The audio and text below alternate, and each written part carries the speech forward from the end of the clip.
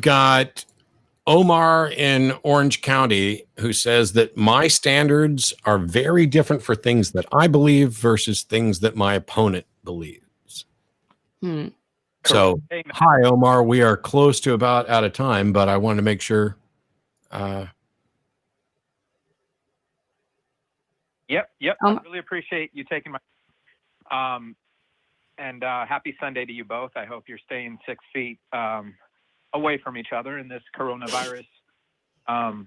We're in different houses. Oh, okay. Yeah, good move. It's busy times, and I wish you both safety. But anyway, let me just get right into it. I've been listening to a few of your past callers, and I've seen a few of your discussions and debates with various folks. And I found it interesting because I try and be a critical thinker myself and look at every argument and a person's reasoning with a critical eye.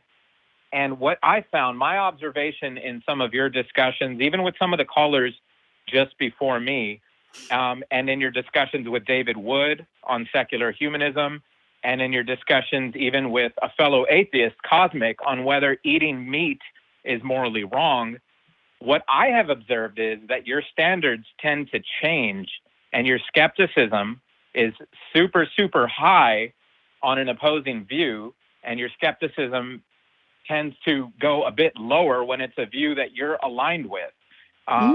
So those have been my observations on various discussions that Bring it on. Give me one example so that we can sew this up, because my position is that I proportion my confidence to the available evidence. Sure. And that can change. So let's just, I'm sorry, say that again? The available evidence can change. The available evidence can change, but there's a lot to unpack here with this particular issue, right? What I'm saying here is you have a moving the goalposts fallacy issue, Matt. Instead of just continuing to assert that, make the case. We are already past the end of the show, but I'm going to keep going. So show me where I'm using standards that are not compatible with the claim, because not all claims are equal. Okay, so you do this in a variety of ways. So with Cosmic, when it came to the morality of eating meat, he got you to acknowledge that most of the meat that we get on our plates is from farms, from slaughterhouses, and animals suffer intensely under those conditions. And he got you to acknowledge that, and he had gotten you to acknowledge before that that would be morally wrong, so you wouldn't do it. Then he asked you, why do you continue to do it? And you just completely dodged him. You went in different directions, talking about how you're a liberal Democrat, and you basically completely dodged the question. Now, that's not changing the goalposts, but that's just... Okay, so you want to call in and accuse me of changing the goalposts, and then you want to give some example that is not me moving the goalposts. Hear me out, Matt. I'll give you No. I heard you out. You asked for it. We are past the end of the show. You've accused me of moving the goalposts. Okay, let's give you an example of you shut up and let me finish talking, or you're not going to get to speak again. I promise you. You accused me of moving the goalposts. I asked for an example of that. You then go to talk about a conversation I've had, which was an impromptu conversation, which I'm not holding up as anything other than a demonstration at the time of what my opinion and position is on something. Then when you get through the whole story, you say, now that's not an example of you moving the goalposts. So why don't you come up with an example that supports what your accusation is so that I can address it? Okay, got it. I'll just give you a quick example. I've heard you discuss with many people on we need verifiable evidence that supernatural things that can occur from a God actually occur. And many people have presented historical evidence, biblical evidence. So the goalposts will change. The goalposts will change with historical biblical evidence. Well, we don't know who wrote these gospels. How can we know who wrote? That's not a moving of the goalposts. To point out that there's a problem with the evidence is not moving the goalposts. How would you demonstrate? No. Let's imagine right now, because I've dealt with this over and over again, that somebody were to walk in and cut my head off, and doctors verified that I was decapitated and dead. And then at a later time, my head is back on, and I'm walking and talking, we would all agree that at one point I was dead and now I'm not, how would you ever demonstrate what the best explanation for that is? For that specific example, you couldn't demonstrate what the best explanation is. Then how could you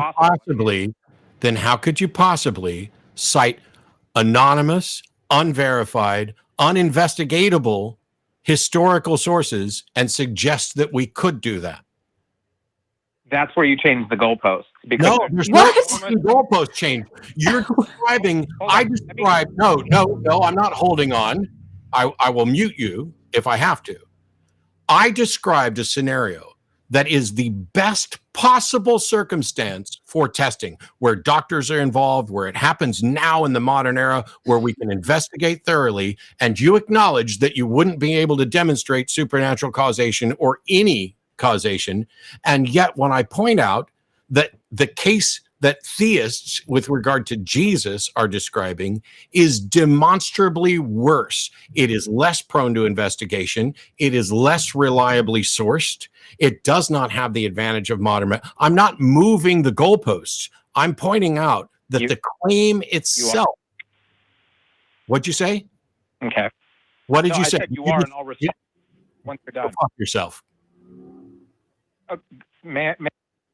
Nope, you're done.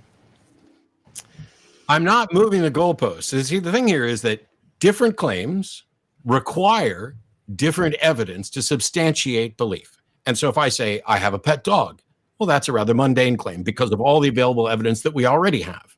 If nobody had ever heard of a dog or seen a dog, me saying that would make it extraordinary, in the same way of saying I've got a pet unicorn.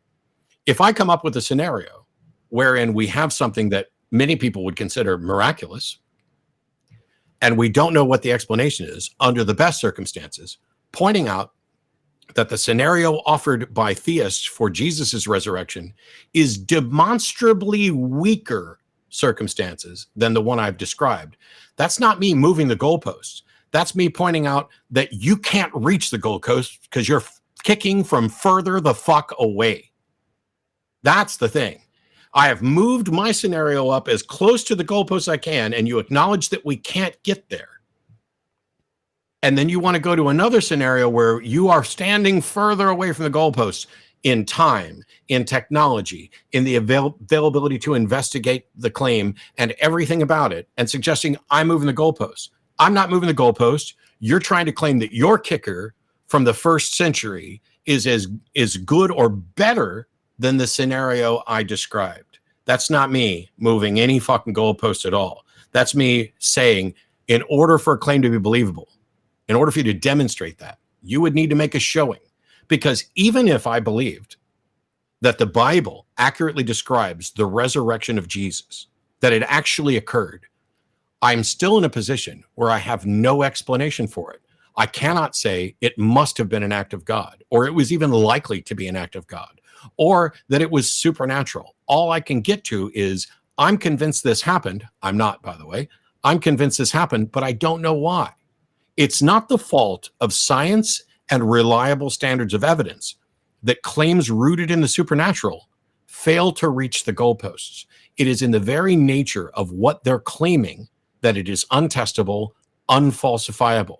It's not me moving the goalposts. And when it comes to the meat issue, which I will repeat here for the umpteenth time, I have repeatedly acknowledged that while it may be morally superior, and likely is morally superior, to not eat meat, that does not mean that it is necessarily immoral to eat meat. And even Vegan Gains and Alex and the others will agree with that because of the roadkill example. It's not immoral for me to eat that roadkill, apart from whatever diseases I might be communicating. I am, by the way, mostly vegan at this point, not for any moral reasons. That's just the way it works out. However, good for you. While I hold that something can be morally superior, it's like in the same way that donating 90% of your wealth towards fighting a disease is morally superior to donating $1 of your wealth. And neither of those is immoral. Mm-hmm. and not donating anything isn't necessarily moral. This is about moral virtue and responsibility. And those are two different categories. This is what I tried to explain in that discussion. I'm not going to pretend that I did it particularly well. It's funny that you went to the Alex O'Connor thing and then wanted to go or deal with the supernatural, but it's not me moving the goalposts.